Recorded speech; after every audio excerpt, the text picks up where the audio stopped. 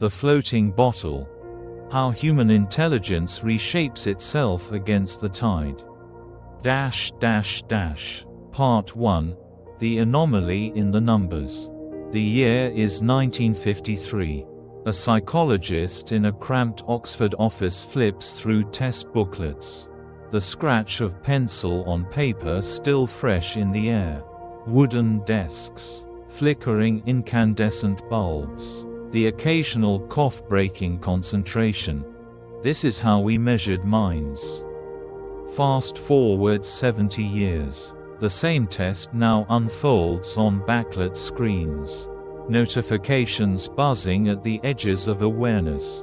Algorithms tracking micro-pauses between answers. The tools have changed, but something far stranger has happened to the results themselves.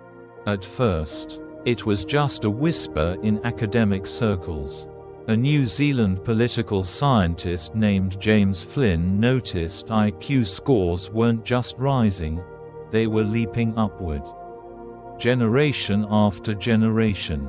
If an average test taker from 1910 time traveled to today, they'd score in the bottom 10%. Not because they were less capable, but because the very definition of intelligence had shifted beneath humanity's feet. The data painted a surreal picture. Between 1930 and 2000, industrialized nations gained roughly 3 IQ points per decade. Not from better genes, but from some invisible transformation in how we think. A child taught to memorize Victorian poetry now navigates abstract symbols, detects patterns in flickering pixels, solves hypothetical dilemmas with ease. We taught them the game, and they learned to play it better than we ever could. But then, the anomalies surfaced. Rising scores in matrix reasoning but declining performance in vocabulary. Rural communities lagging behind cities not in raw ability, but in recognizing abstract relationships. And most haunting of all, the creeping suspicion that these gains might be masking losses elsewhere. Like a bottle bobbing on the ocean's surface. Human intelligence wasn't just rising with the tide, it was being carried by currents we couldn't yet see. Part 2. The 3 engines of change. We taught them the game, but who changed the rules? 3 silent revolutions reshaped the modern mind. First, education's metamorphosis. The 20th century abandoned rote recitation for a new language of abstraction. Where grandparents parsed Latin declensions, grandchildren diagrammed Venn logic, school posters swapped multiplication tables for flowcharts asking asterisk, "What's the underlying principle?" asterisk. This was no mere curriculum shift, it was cognitive weight training.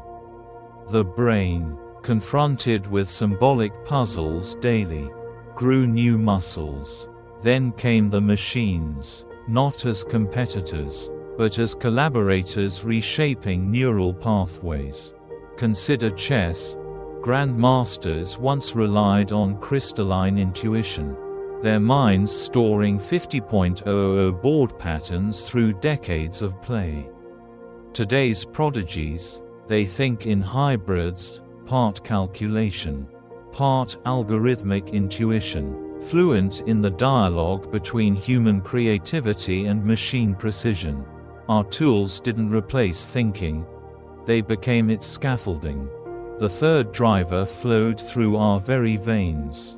Iodized salt preventing cretinism, iron-fortified foods banishing anemia's brain fog. Prenatal nutrition building denser neural forests. A biological foundation for the mind's new heights. Yet shadows linger at the edges.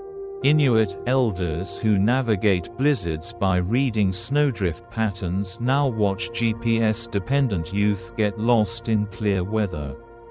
The same children who manipulate virtual 3D models struggle to tie nautical knots. Intelligence isn't vanishing, it's migrating. Like birds adapting to new climates while forgetting old flight paths. We taught them the game, but the board keeps expanding. Part 3. The river finds its banks. Now, the unsettling twist. The Flynn effect is slowing.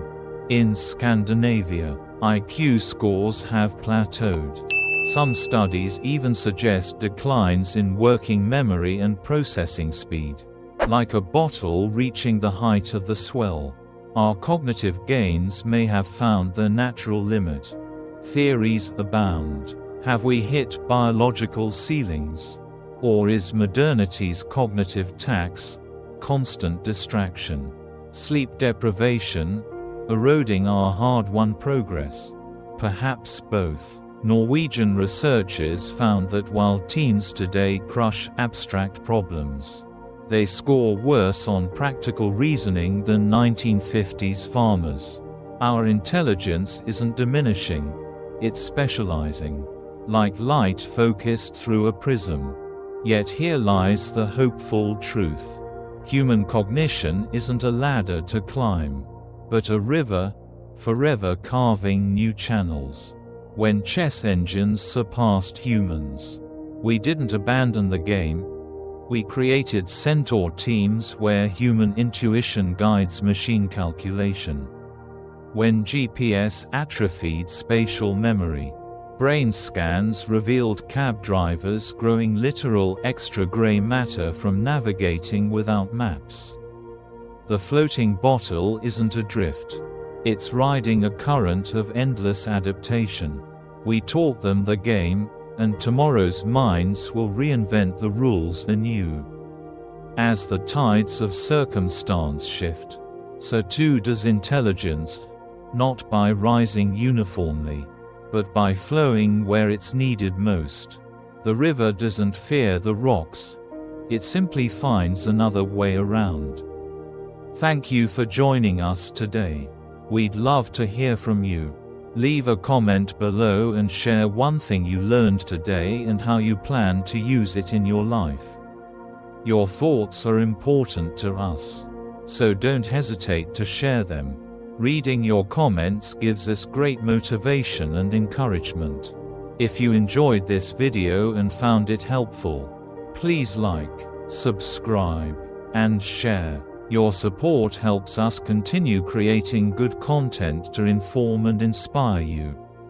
Thanks for watching, and we look forward to seeing you in the next video.